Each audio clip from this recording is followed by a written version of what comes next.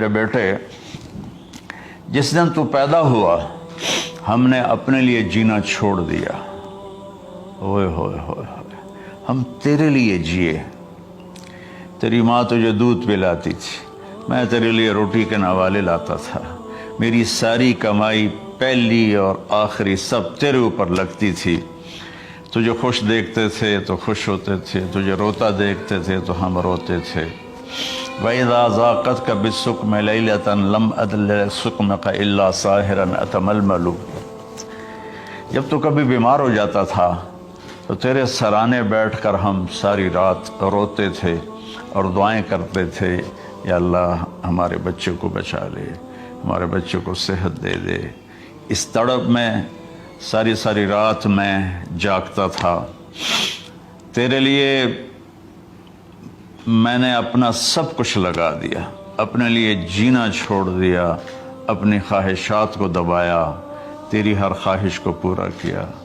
تجھے مسکرانے کے لیے، تجھے ہنسانے کے لیے میں دھکے دھوڑے کھاتا رہا، کبھی گرمی لو کی جھلسا دینے والی ریت اور کبھی سردی کے سرد ہوا کے تھپیڑے، لیکن میں ان دونوں سے گزرتا ہوا تجھے پالنے کی خاطر اپنے آپ کو کھپاتا رہا۔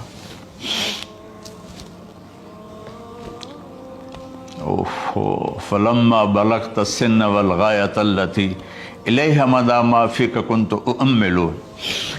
بیٹا، میں نے اپنے ہڈیوں کا رس بھی تیرے اندر ڈال دیا، صرف کمائی نہیں، میں نے اپنے ہڈیوں کا رس تیرے اندر ڈالا، میں نے جو کچھ تھا تیرے اوپر قربان کیا۔ تجھے مسکراتا دیکھ کر میں اپنے غم بھولتا تھا، تجھے ہنستا دیکھ کر مجھے دکھ بھول جاتے تھے، اور پھر آہستہ آہستہ آہستہ میری ہڈیوں کا گودا، میری کمائی تیرے اندر گئی، اور تو ایک خوبصورت درخت کی طرح بڑھتا چلا گیا، بڑھتا چلا گیا، بڑھتا چلا گیا، بڑھتا چلا گیا، اور میری بڑھاپے نے کمر جھکا دی اور میں جھکتا چلا گیا، جھکتا چلا گیا۔ میرا خیال تھا کہ جیسے میں اس کی انگلی پکڑ کے چلتا تھا، اب میری باری ہے، یہ میری انگلی پکڑ کے چلے گا۔ جیسے میں اسے سینے سے لگاتا تھا، پیار کرتا تھا، جھولے جھلاتا تھا، باغ میں لے جاتا تھا، یہ ساری اس کی تعبیرات کے اندر داخل ہیں، الفاظ میں نہیں ہیں۔ تو مجھے خیال آتا تھا جب میں بوڑھا ہو جاؤں گا نا تو میرا بیٹا بھی مجھے ایسے ہی لے کے پھرے گا،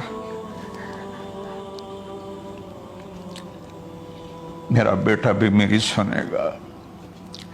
یہ 100 دفعہ پوچھتا تھا یہ کیا ہے، اور میں ہر دفعہ جواب دیتا تھا یہ ہے۔ تو اب میں بوڑھاپے میں اس سے بات کروں گا، یہ میری بات سنے گا۔ میں اس کو نوالے کھلاتا تھا، یہ مجھے روٹی کھلائے گا۔ میں اس کا انگلی پکڑ کے چلتا تھا، یہ میرا ہاتھ پکڑ کے چلے گا۔ میری کمر بڑھاپے نے جھکا دی اور میں ایک خشک پیڑ کی طرح ہو گیا، اور جوانی نے تیری کمر کو سیدھا کیا اور تو ایک تر و تازہ درخت بن گیا۔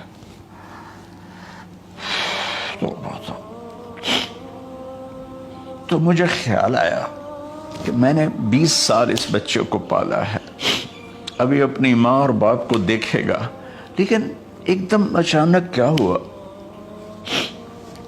فلما بلغت السن والغایۃ التی الیہا مدی ما فیک کنت اؤمل۔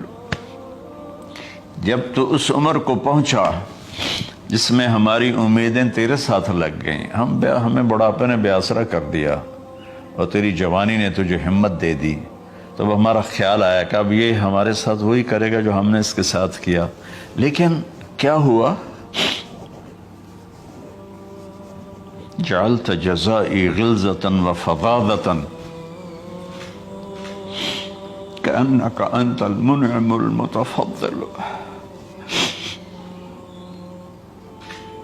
تو اتنا بدتمیز ہوا، تیری زبان چھری بن گئی، تیرا رویہ زہر بن گیا، اور میری ساری زندگی کی محنت کا بدلہ تو نے مجھے نافرمانی سے دیا، بد اخلاقی سے دیا، بدتمیزی سے دیا۔ میں حیرت بھری نظروں سے تجھے دیکھتا رہا اور میں اپنی پچھلی 20 سالہ زندگی کو جھٹلاتا رہا کہ میرے خیال میں میں اس کا نوکر ہوں اور یہ میرا مالک ہے، میں اس کا باپ نہیں، میں اس کا نوکر ہوں۔ کیونکہ ماں باپ کے ساتھ ایسا کوئی نہیں کرتا ہے، یہ میرا مالک ہے اور میں اس کا نوکر ہوں، اس لیے مجھے ڈانٹ رہا ہے۔ کتنے بچوں کو میں نے یہ کہتے سنا اپنے باپ کو، تو میرے واسطے آج تک کیتا کی، تو میرے واسطے آج تک بنایا کی۔ اور جو باپ بے بسی کی تصویر بنا ہوتا تھا وہ شکلیں بھی میرے سامنے ہیں۔ تو کمال کے اشعار، میں سوچ رہا ہوں جو میرا یہ حال ہے 1400 سال بعد کہ میرے آنسو نہیں رک رہے، تو اللہ کے نبی تو زار و قطار روئے تھے، داڑھی آنسوں سے تر ہو گئی تھی۔ کہا بیٹا جب تو نے میری ساری زندگی کی محنتوں کا بدلہ بدتمیزی سے دیا، گالی گلوچ سے دیا، دھکے دے کر باپ کو گھر سے نکال دیتے ہیں، تو بیٹا میں یہ سمجھا کہ تو نے ایک خواب دیکھا تھا، تو نے ایک خواب دیکھا تھا کہ تو باپ ہے اور یہ بیٹا ہے۔ اصل حقیقت یہ ہے کہ یہ مالک ہے اور میں نوکر ہوں۔ پھر آگے کہتا فَلَيْتَكَ إِن لَّمْ تَرَ حَقَّ أُبُوَّتِي فَعَلْتَ كَمَا الْجَارُ الْمُجَاوِرُ يَفْعَلُ۔ اچھا چلو بیٹا، تو نے مجھے باپ تو نہ سمجھا، چلو ایک پڑوسی سمجھ لو۔ عرب میں پڑوسی کا بہت خیال کیا جاتا تھا، اور یہ عرب کی شان تھی کہ اپنے پڑوسی کو وہ عزت دیتے تھے جو اپنے گھر میں ایک دوسرے کو عزت دیتے تھے۔ تو اس نے پھر اس کی طرف اشارہ کیا کہ اگر میں تیرا باپ نہیں ہوں، تیرے رویوں کو دیکھ کر تو یہی لگتا ہے کہ میں تیرا نوکر ہوں، تو میرا مالک ہے، تو چلو اتنا تو کر دے جتنا ایک پڑوسی کے ساتھ کرتا ہے۔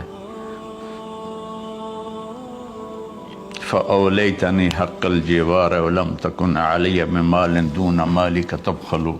تو پڑوسی پر تو عرب خرچ کرتے ہیں، تو بھی تھوڑا سا میرے اوپر خرچ کر دیتا اور تو بخیل نہ بنتا، اور میرے خوابوں کو چکنا چور کر دیا، میری امیدوں پر پانی پھیر دیا، میرے بڑھاپے کو ذلت اور رسوائی میں بدل دیا۔ اچھا میرا پتر جا خوش رہو۔ ماں باپ کہاں بد دعائیں کرتے ہیں؟ تو میرے نبی کی آنکھوں سے آنسو، یہ ساری داڑھی تر ہو گئی، تو آپ نے اس کے بچے کو گریبان سے پکڑا اور جھٹکا دے کر دھکا دے کر دفع ہو جا، انت و مالک لابیک، تو اور تیرا سب کچھ تیرے باپ کا ہے۔ حضرت علی رضی اللہ تعالیٰ عنہ سے کسی نے پوچھا کہ آپ کے بیٹے حسن کیسے بیٹے ہیں؟ کہا حسن میرا وہ بیٹا ہے کہ جب میں چلتا ہوں تو میرے آگے نہیں چلتا، میرے پیچھے چلتا ہے۔ جب کہیں بیٹھنے کا موقع آتا ہے تو یہ پہلے نہیں بیٹھتا، پہلے مجھے بٹھاتا ہے پھر خود بیٹھتا ہے۔ جب کھانے پر بیٹھتے ہیں تو یہ روٹی کی طرف ہاتھ نہیں بڑھاتا جب تک میں نہ بڑھاؤں، یہ سالن کی طرف ہاتھ نہیں بڑھاتا جب تک میں نہ بڑھاؤں۔ میں کمرے میں ہوں تو یہ چھت پہ نہیں چڑھتا کہ میرے باپ کی بے ادبی ہو جائے گی۔ میں حالانکہ چھت پہ چڑھنا ضرورت کے لیے ہوتا ہے، لیکن قربان جائیں اہل بیت کے ایسے ہی اخلاق ہوتے ہیں، آل رسول ایسے ہی ہوتے ہیں۔ میرے عزیزوں نوجوانوں سے کہہ رہا ہوں جن کے والدین زندہ ہیں، ہم تو محروم ہو گئے، وہ قبروں میں چلے گئے، لیکن میں اتنا مصروف رہتا ہوں۔ اب یہ کرونا کی وجہ سے گھر میں بیٹھے ہوئے ہیں، یعنی میری زندگی ایسے پہیے کی طرح گھومی ہے، اور پھر دل کی تکلیف، پھر اس کے ساتھ سر کا درد شدید۔ اس کے باوجود میں روزانہ 10 نفل اپنے باپ کے لیے پڑھتا ہوں، 10 نفل اپنی ماں کے لیے پڑھتا ہوں، اور 4 نفل اپنے خالہ کے لیے پڑھتا ہوں، کہ ساری زندگی سجدوں میں سر رکھ کے اس کا ثواب ماں باپ کو پہنچاؤں، تو ماں باپ کا حق ادا نہیں ہو۔